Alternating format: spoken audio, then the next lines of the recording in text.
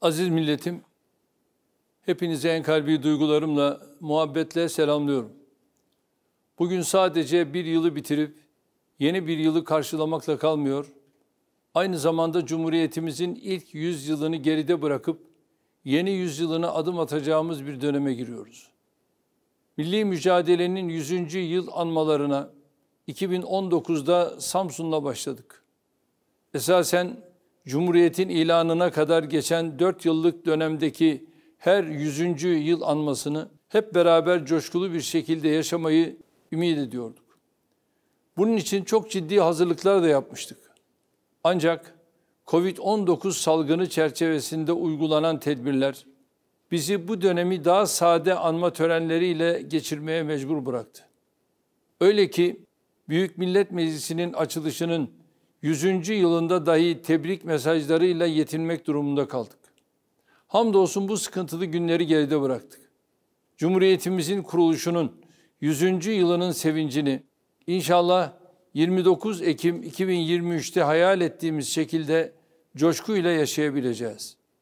Ayrıca 2023, milletimize 12 yıl önce verdiğimiz bir sözün de miladıdır. Ülkemizin en iddialı demokrasi ve kalkınma vizyonlarından biri olan 2023 hedeflerimizi milletimizin takdirine sunup onayını aldığımız 2011 seçimlerinden beri bu sözümüzü yerine getirmek için gece gündüz çalıştık. Türkiye'nin 2023 hedeflerini ilan etmesinden hemen sonra başlayan ve bugüne kadar kesintisiz süren hadiseler bir yönüyle de bu adımla ne kadar çok güç odağını ürküttüğümüzün ifadesidir. Her ikisi de 2013'te yaşanan gezi olaylarından 17-25 emniyet yargı darbe girişimine, PKK'nın çukur eylemlerinden DAEŞ'in sınırlarımızı tacizine, 15 Temmuz 2016'daki darbe teşebbüsünden 2018'de ekonomimizi hedef alan uluslararası sabotaja kadar dört bir yandan sayısız saldırıya maruz kaldığımız bu kritik dönemde verdiğimiz çok yönlü mücadele yanında 2023 hedeflerimizden de asla geri adım atmadık. Tam tersine milli birlik ve beraberliğimizi güçlendirerek, terörle mücadele stratejimizi tehditleri kaynağında yok etme yönünde genişleterek, teröristleri açtıkları çukurlara gömerek, darbecilerin başını ezerek, ekonomik tetikçileri kendi programlarımızla hüsrana uğratarak, küresel krizleri fırsata dönüştürmek için ülkemizin kaynaklarını tam kapasite harekete geçirerek, velhasıl beraberce var gücümüzle mücadele ederek 2023 hedeflerimizin kılavuzluğunda yolumuza hep devam ettik. Hiç şüphesiz 2021'in son aylarında başlayıp 2022 boyunca süren ekonomik sıkıntılar hepimizin canını sıkmıştır. Küresel salgını ve arkasından başlayan Rusya-Ukrayna savaşının yol açtığı ekonomik sarsıntıyı kaldırmakta zorlanan dünyadaki olumsuz gelişmeler ister istemez bizi de etkilemiştir. Ancak bu süreçte Türkiye'yi gelişmiş ülkeler başta olmak üzere dünyadan ayıran en önemli özellik istihdamdan ve üretimden taviz vermeyen ekonomi modeli olmuştur. Evet, bu ülkede bir hayat pahalılığı yaşanmıştır. Ama vicdan sahibi herkes kabul edecektir ki aynı zamanda bu ülke tarihinin en yüksek istihdam oranına, en yüksek üretim gücüne, en yüksek ihracat rakamına da aynı dönemde ulaşmıştır.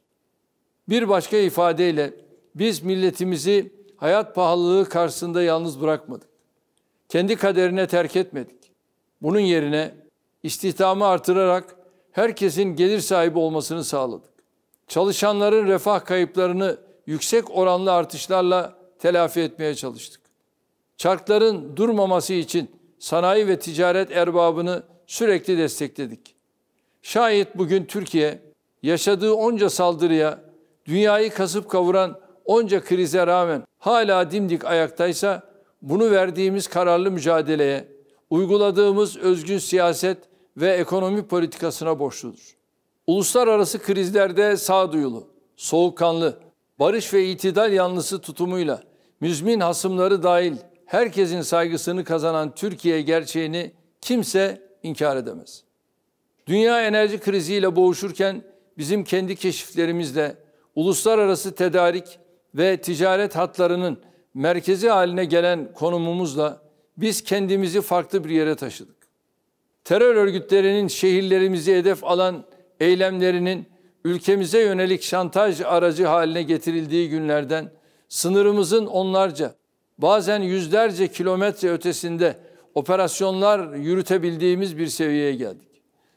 Ülkemizin neresine gidersek gidelim, yüzlerce fabrikanın inşaatının yükseldiğini, açılışının yapıldığını, yurt içine ve dışına harıl harıl mal sevk edildiğini görüyoruz. Turizmde kayıplarımızı telafi etmekte kalmayıp, tarihimizin en yüksek gelir seviyesine ulaştığımız bir sezonu bitiriyoruz. Hangi alana bakarsanız bakın, benzer fotoğraflar göreceksiniz.